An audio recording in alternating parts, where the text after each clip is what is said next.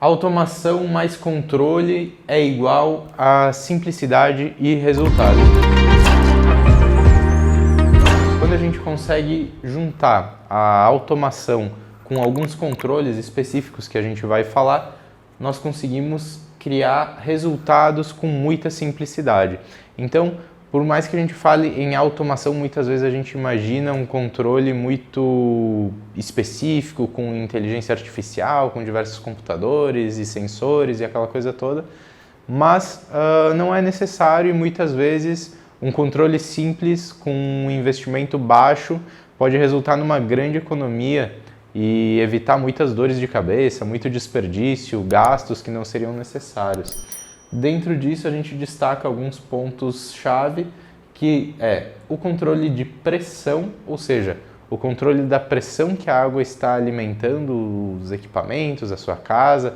É muito comum, por exemplo, pessoas reclamarem por falta de pressão na água que alimenta seus chuveiros, suas torneiras, mas o que fazer? Como resolver isso? Então a gente vai falar sobre controle de pressão também.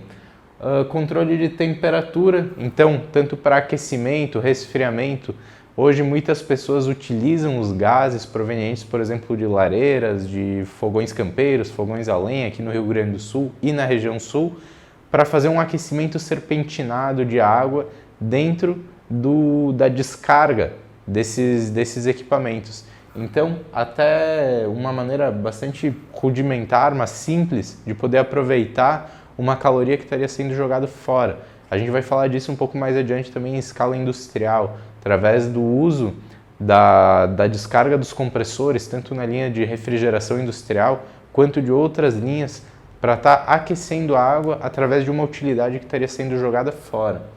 Filtração. Então, filtração de água e ultrafiltração, purificação tanto para consumo humano, quanto uma bateria de filtração para água estéril, com uso, por exemplo, na indústria farmacêutica, indústria alimentícia.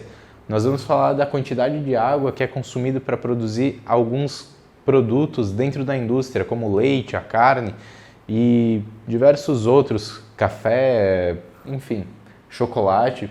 Então, a água ela necessita ser filtrada para ser consumida na produção de determinados produtos ou também para ser consumida por nós, humanos, animais, e é outra variável de controle. O controle de nível.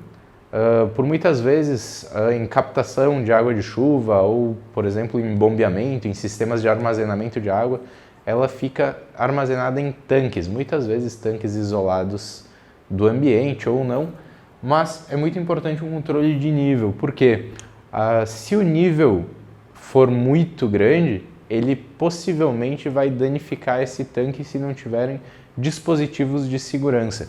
E se o nível estiver muito baixo, pode ocorrer de bombas e outros equipamentos trabalharem em falso, gerando cavitação e outros problemas nos selos, nesses equipamentos que não podem trabalhar sem ter um fluido, sem ter água dentro deles.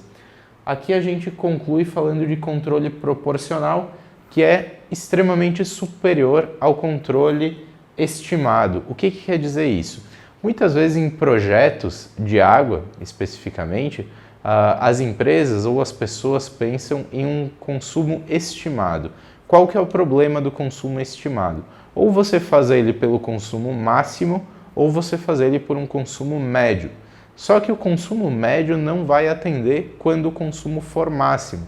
E quando o consumo for máximo, ou quando você estimar pelo consumo máximo e você tiver um consumo mínimo, pode ser que o sistema fique superdimensionado e todos os equipamentos não atendam bem ao seu processo, além do gasto energético ser incrivelmente maior.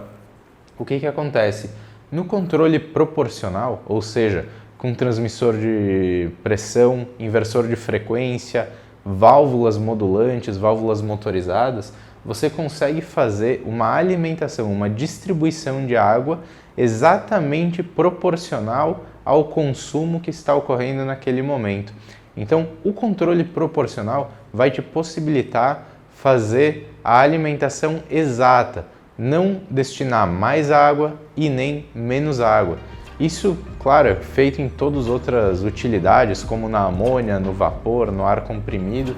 e diversos outros líquidos e gases, não só na indústria, mas também em residências de grande porte, condomínios e também em propriedades rurais.